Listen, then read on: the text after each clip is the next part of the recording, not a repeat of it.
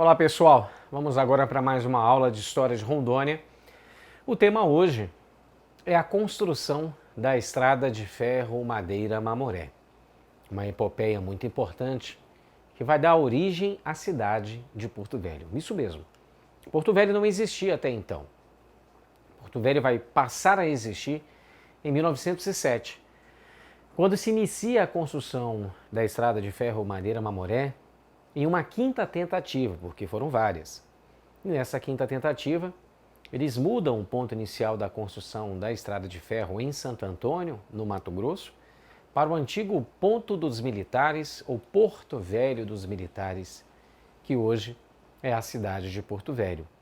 Uma região que nos limites territoriais daquela época era o estado do Amazonas. Então é importante entender que a nossa cidade, Porto Velho, que aparece aqui ao fundo, surge com a construção da ferrovia.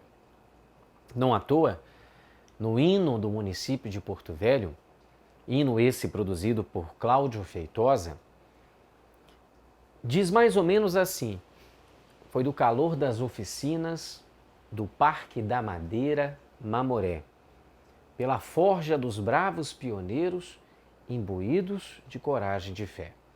Porto Velho surge das oficinas do Parque da Madeira Mamoré. Ela é o orgulho da Amazônia Ocidental, como também está na letra do hino do município de Porto Velho, de Cláudio Feitosa. Porto Velho, então, surge dessa epopeia, de uma aventura da construção de uma ferrovia, de uma estrada de ferro inimaginável na Amazônia. Pouco se conhecia da Amazônia, aliás, até hoje se conhece muito pouco para aqueles que vivem em outras regiões que não seja do norte. Por isso, confundem tantas vezes Porto Velho Roraima, em vez de Porto Velho Rondônia, que é o correto como capital do nosso estado. Mas naquela época, estou falando de mais de 100 anos atrás, se conhecia muito pouco da Amazônia, no princípio da construção da ferrovia. E eu estou aqui falando antes das linhas telegráficas de Marechal Rondon, que é a partir de 1907. O indício da construção dessa ferrovia se dará em 1861, quando a figura de João Martins da Silva Coutinho, em viagem pelo Rio Madeira, a mando da província do Amazonas, verifica que no Rio Madeira, que é um rio de mais de 3.000 quilômetros, e que boa parte dele não é navegável, tem muitas corredeiras, inviabilizava a relação comercial, o tráfico dessa região, principalmente no período do chamado ciclo da borracha. Paralelo a ele, do lado boliviano, o general chamado Puente Quevedo também via as mesmas dificuldades em uma região mais porosa, menos habitada da Bolívia. Claro, existiam povos indígenas, mas as dificuldades da região do departamento, que é o equivalente ao nome de estado, departamento de Beni e departamento de Pando. E as dificuldades dos povos bolivianos e nativos era justamente o deslocamento com o centro político La Paz. Daí a necessidade de se encontrar uma solução para poder se canalizar o Rio Madeira ou se construir uma estrada. Porque do lado boliviano nasce o nosso Rio Madeira, lá é Rio Beni. E aqui, quando ele se encontra com o Rio Mamoré, passa a se chamar Rio Madeira. O Rio Madeira já teve vários nomes: Iruri, Treme-Treme, Rio das Flechas, Rio Caiari, Rio das Madeiras e Rio Madeira. Por que Rio Madeira? Porque justamente por ser um rio de leito novo, de água barrenta, sedimentar e muito veloz, ele é o 17º rio do mundo, o 10º mais veloz, o 17º em extensão, ele vai arrancando as margens do rio as árvores e troncos. É um fenômeno que nós chamamos de fenômeno de terras caídas. E aí, a grande quantidade de madeiras que existem no rio acabaram fazendo que tanto os povos indígenas dessem o nome de Caiari, que em Tupi-Guarani cai madeira, também vão aí os homens brancos, os colonizadores, chamar de Rio das Madeiras ou Rio Madeira. Pois bem, do lado brasileiro havia interesse de se resolver a questão das dificuldades de se deslocar na Amazônia e de se navegar o Rio Madeira. Do lado boliviano também. Para intensificar essa vontade, se inicia a Guerra do Paraguai. E a Guerra do Paraguai, entre 1864, começa em 1865 e vai até 1870, O ditador do Paraguai, ou o presidente do Paraguai, a figura de Solano Lopes, ele invade Corumbá, invade outras regiões do Mato Grosso, isola geograficamente essa região do Mato Grosso, inclusive a capital Vila Bela da Santíssima Trindade, Cuiabá do Bom Jesus. E Santo Antônio pertencia ao Mato Grosso.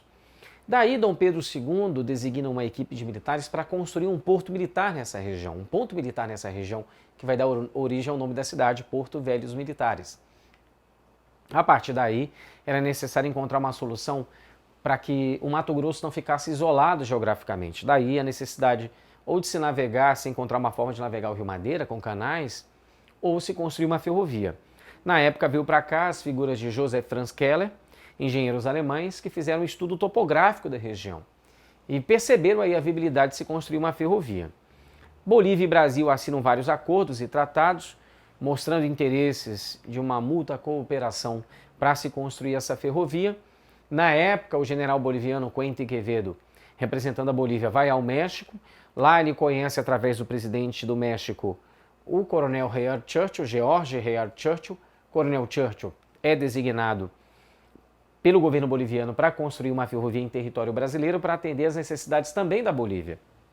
Daí, quando o coronel Churchill vem para cá, para o Brasil, Dom Pedro II, o nosso imperador, o conhece, fica encantado com as qualificações do coronel George Hayard Churchill e dos seus feitos nas construções de ferrovias pelo mundo, né? Ele então dá o direito ao coronel Churchill de explorar por muito tempo todos os seringais por onde atravessasse a ferrovia Madeira-Mamoré. Então, em 1869, o coronel Churchill inicia esse processo, ele vai mudar o estatuto da Bolivia Navigation para poder, então, se entender melhor necessário construir uma ferrovia e não se canalizar o Rio Madeira. Até porque nesse período se encontrava ainda dificuldades em construir o Canal do Panamá. Da ferrovia, vários países do mundo construíam ferrovias, ele entendia que estava na moda, era mais fácil encontrar um financiamento para se construir uma ferrovia do que de se canalizar o Rio Madeira. A dificuldade seria muito maior. Enfim, a partir daí, o Banco Hellinger, em inglês, vai viabilizar o poderio financeiro para o governo boliviano em torno de mais ou menos 10 milhões de dólares para se construir a estrada de ferro Madeira-Mamoré. Esse empréstimo é condicionado à escolha da empresa que vai construir a ferrovia, que será também uma empresa inglesa, a Public Works, a principal acionista naquela oportunidade do Banco Hellinger, por isso a escolha da mesma. Dom Pedro II, então, autoriza a construção da estrada de ferro Madeira-Mamoré, dá o direito ao coronel Churchill explorar a ferrovia e seus seringais por mais 50 anos. Né? As riquezas da Amazônia saltavam os olhos dos europeus, havia uma cobiça natural sobre a Amazônia, e daí o coronel Churchill inicia sua aventura na Amazônia sem conhecê-la. E esse era um grande problema. Quando chegou aqui os primeiros 1.500 operários, mais da metade já haviam morrido de fome, doenças endêmicas como a malária e os índios caripunas, que hostilizavam a presença do homem branco, que defendiam o seu território. E devemos lembrar que na época, que nessa região de Porto Velho, além dos macuxis, cachupás, dos caritianas, dos pacaás novos, nós tínhamos também os índios caripunas, eram em torno de 7 mil índios caripunas. Antes do início da construção da ferrovia, ao término dela, em 1912, vão sobrar apenas 12 índios. Segundo dados do IBGE, existem hoje mais ou menos 30 índios caripunas, mas mesmo assim alguns miscigenados com outras etnias indígenas. Mas de fato, também devemos entender, e não podemos ignorar, que essa modernidade que chegou na Amazônia, ela afetou a vida de muitos povos indígenas. E não foi fácil construir essa ferrovia. Nenhuma ferrovia na história do mundo demorou tanto tempo. 366 quilômetros de distância, ligando essa região do Brasil à Bolívia, a fronteira com a Bolívia, a região de Puerto Sucre, hoje se chama Guaiará-Mirim. 40 anos para se construir uma ferrovia tão pequena, porque as dificuldades, claro, estavam na Amazônia. Não foi fácil construir essa ferrovia. Por isso, na oportunidade, a primeira empresa, a Public Works, não consegue assentar sequer 1 quilômetro de trilho em um ano de trabalho. Mais da metade dos operários morreram ou estavam doentes. Na época, pessoas designadas por Dom Pedro II para fiscalizar e acompanhar a obra narram informações das mais terríveis sobre as dificuldades e a mortandade em grande quantidade dos operários na construção dessa ferrovia. Não à toa existe uma lenda, o mito que foi eternizado no livro do Manuel Rodrigues Ferreira, A Ferrovia do Diabo, e também no livro Média Maria, de Márcio Souza, de que se você quer ter uma noção de quantas pessoas morreram durante a construção da ferrovia, você conta cada dormente. E evidentemente daqui até Guajará-Mirim, fronteira com a Bolívia, existe em torno mais ou menos de 512 mil dormentes, que é aquela madeira que fica embaixo dos trilhos, né, da ferrovia, dos trilhos de aço. O dormente, mais de 500 mil dormentes, claro que não morreu 500 mil pessoas, mas oficialmente vieram para a construção da ferrovia mais de 21 mil operários de 50 nacionalidades e morreram oficialmente 1.500 operários. Mas a lenda ficou mito e ficou eternizada. A Public Works abandona a obra e exige uma indenização ao Coronel Churchill dizendo que foi enganada, dizendo que nos relatórios não ficava claro as dificuldades topográficas para a construção dessa ferrovia. Por isso, ao abandono dessa ferrovia pela Public Works, que trouxe, na época, 36 quilômetros de trilhos para serem instalados, não consegue sequer assentar um, eles abandonam o empreendimento. Coronel Churchill consegue uma segunda empresa para tocar a obra, pelo menos de forma provisória. Chega aqui a Dorsey Cadle em 1873. Mas da mesma forma, os operários que aqui chegaram, mais da metade morreram em menos de um ano, a empresa também desistiu do empreendimento. Veio uma outra empresa para dar continuidade à obra, a pedido do Coronel Churchill. Veio então a empresa Dorsey Cadle, no dia 17 de setembro de 1873. A Dorsey Cadle, ela enfrentou as mesmas dificuldades e acaba também abandonando a construção da ferrovia da região de Santo Antônio. O Coronel Churchill, desesperado, recorre a um amigo, a figura de Franklin Gowen, né? Ele não conseguiu que as empresas aqui permanecessem, a Dorsey Cadle, a Head Browsing Company. Ele vai convencer Franklin Gowen a fazer, né, um outro empréstimo, dando a ele a exclusividade para o fornecimento dos equipamentos para a construção da ferrovia, para poder dar continuidade à obra, já que o governo boliviano começa a pressionar também o Coronel Churchill. O governo de Dom Pedro II também começa a ficar preocupado com esse problema diplomático, até porque as três empresas que já haviam desistido do empreendimento passam a exigir indenização, porque foram enganadas, segundo elas. E o Coronel Churchill já estava sem recurso para dar continuidade à obra. O governo brasileiro, inclusive, Dom Pedro II se oferece e paga os juros dos empréstimos para dar um pouco mais de saúde financeira para esse projeto que Dom Pedro II também gostava. Então, veio para cá a quarta empresa, Pitting Collins, com a ajuda de Franklin Gowen, que aparece aqui, e os irmãos Collins, Philip e Thomas Collins, que vão encarar também esse empreendimento. Chegam aqui em 1878. Na época, eles trazem para cá a primeira locomotiva da Amazônia, a locomotiva 12, a Bedouin, que depois passou a ser apelidada de Coronel Churchill. Na oportunidade, a projeção da construção da ferrovia, após 4 meses e 15 dias que eles se encontravam trabalhando, eles concluíram apenas 3 quilômetros. Em 4 meses, apenas 3 quilômetros de ferrovia. E a projeção na época era 10 quilômetros por mês. Vejam a dificuldade. Chuva, calor, umidade, mosquito, animais selvagens, alimentação ruim, não tinha água tratada, a questão sanitária, a insalubridade, tudo era problema. Tudo era problema. O que vai dificultar o grande empreendimento. Mas na época, o Coronel Churchill contratou, para esse quarto momento, os melhores engenheiros ferroviários americanos. Montou um grande time para vir para cá e dar continuidade ao trabalho, mas, infelizmente, o empreendimento não vai conseguir lograr êxito.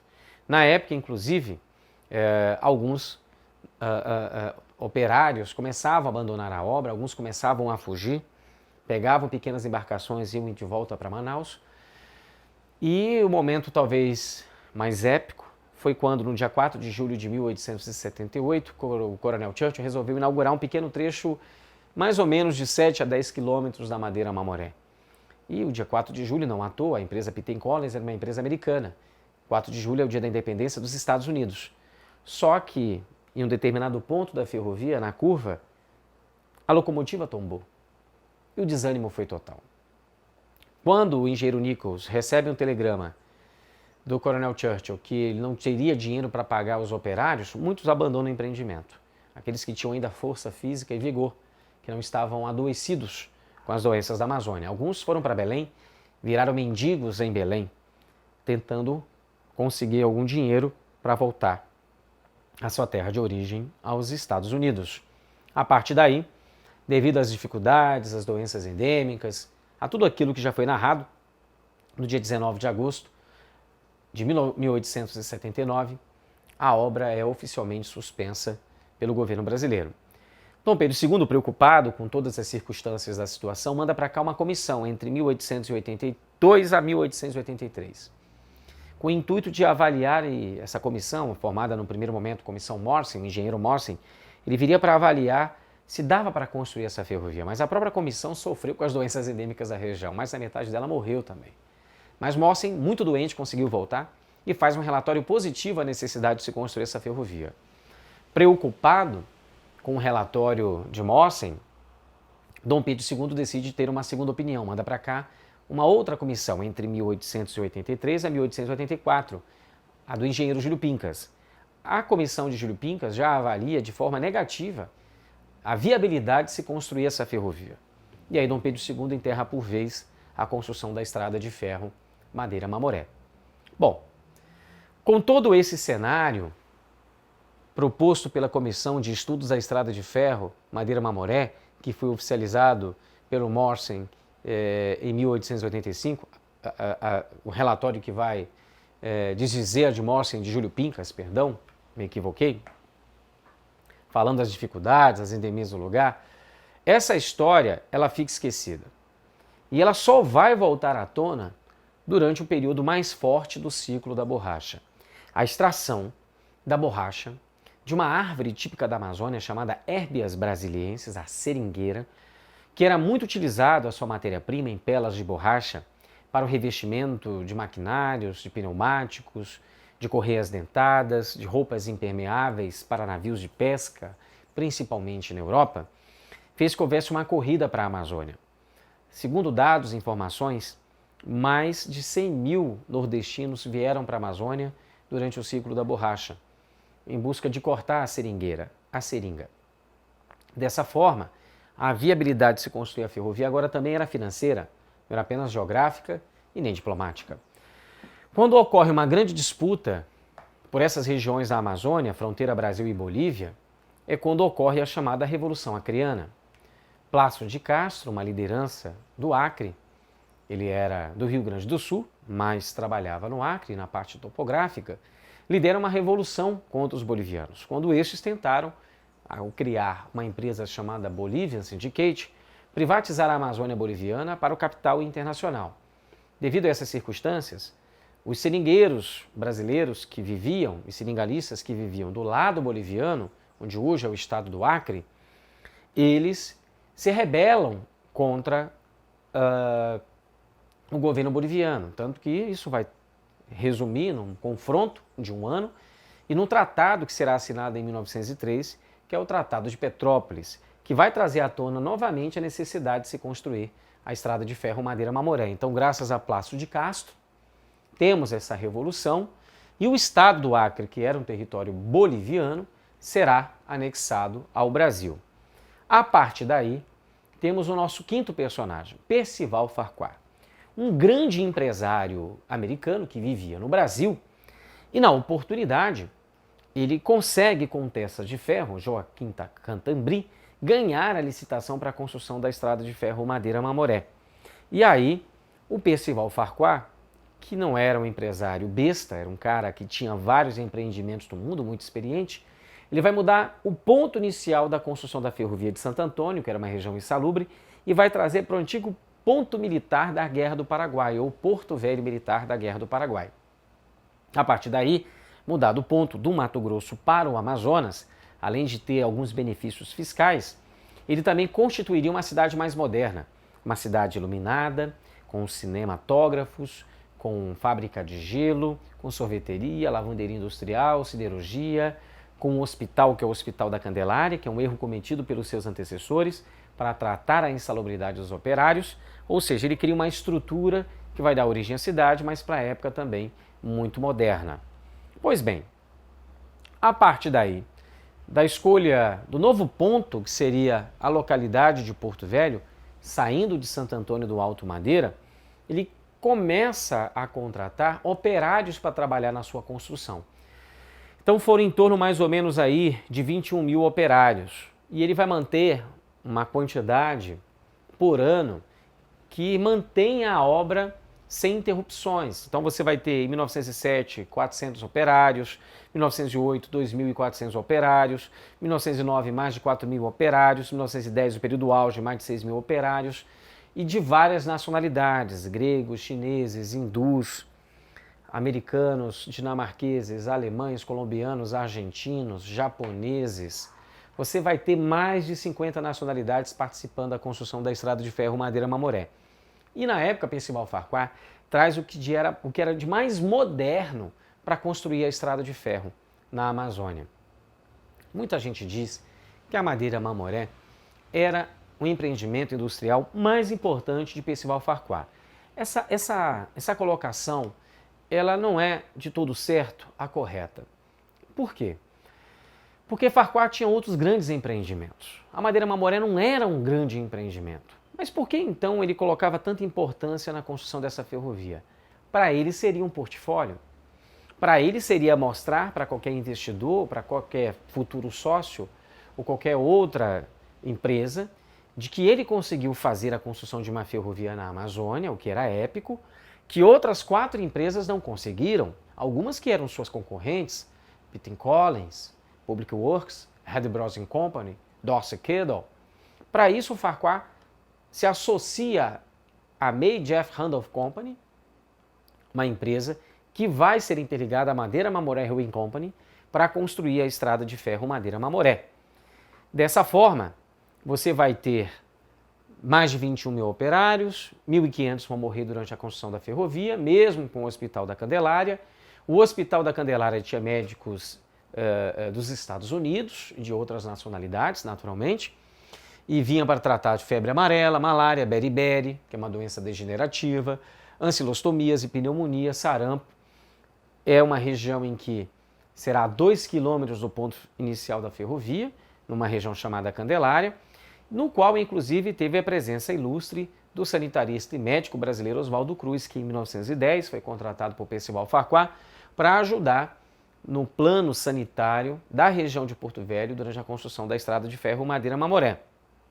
Na época, a imprensa nacional e internacional divulgava informações, reproduzia informações sobre a Ferrovia da Morte, como também foi apelidada de Ferrovia do Diabo, porque o empreendimento não conseguia andar. Havia, sim, mudanças em pontos de decisões importantes durante a construção, mas as dificuldades algumas permaneciam. E morria muita gente durante a construção. Isso causou muita polêmica, por isso a vinda da figura de Oswaldo Cruz para fazer esse plano piloto de saneamento da região e que vai ajudar na inauguração do empreendimento no dia 1º de agosto de 1912. Só que quando a Madeira-Mamoré foi inaugurada, em 1916 ela começa a ter prejuízos financeiros. Por quê? Porque esse rapaz aqui, Henry Alexander Wickman, ele contrabandeou a semente da seringueira, da Herbias brasiliensis. 70 mil sementes foram levadas para Londres. E lá em sua estufa ele consegue germinar 3 mil mudas que serão levadas para Malásia, Manchúria, possessões inglesas e francesas. Elas vão ser produzidas em larga escala e isso vai fazer uma concorrência desleal à nossa borracha da Amazônia. A Madeira-Mamoré começa a operar com prejuízos, ao ponto da sua desativação pelo governo americano com a crise de 29. E aí, na década de 30, o governo brasileiro vai assumir o empreendimento durante o governo de Getúlio Vargas. E o primeiro administrador da Estrada de Ferro Madeira-Mamoré brasileiro será Aloísio Pinheiro Ferreira, antigo aliado de Getúlio Vargas na região de Manaus e Belém, e um grande aliado de Marechal Rondon, que participou da construção das linhas telegráficas, a figura de Aloísio Pinheiro Ferreira. No futuro, Aloísio Pinheiro Ferreira será o nosso primeiro governador do território federal do Guaporé, que hoje é Rondônia, será o estado, e o primeiro deputado federal eleito também aqui da região de Rondônia, uma personalidade política das mais importantes para a sua época. A madeira Mamoré, no primeiro e segundo ciclo da borracha, ela vai sobreviver, mas na década de 60 e 70 ela começa a sofrer também novamente, a parte operacional dela começa a ter prejuízos, até a sua desativação no dia 10 de julho de 1972, quando o governo brasileiro decidiu construir rodovias nesse trecho que liga Porto Velho até Guajará-Mirim, fronteira com a Bolívia, que é a BR-364 e a rodovia 425. A madeira Mamoré é desativada. Ela volta só a ser reativada para fins turísticos.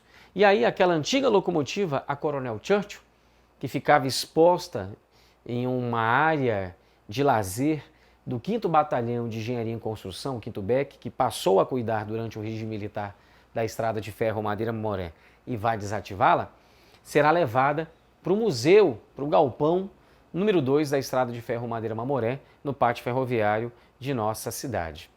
Ela será ativada para fins turísticos na década de 80, durante o governo de Jorge Teixeira de Oliveira, o nosso primeiro governador já do estado de Rondônia. Vai reativar para fins turísticos Porto Velho, Santo Antônio e Cachoeira do Teutônio e Guajará-Mirim até a Vila Agrícola do Iata, a cerca de 20 quilômetros da fronteira com a Bolívia. Bom, espero que vocês tenham gostado e aprendido um pouco mais sobre a história dessa grande epopeia, dessa grande aventura que foi a construção da Estrada de Ferro Madeira-Mamoré. Valeu, pessoal. Até a próxima.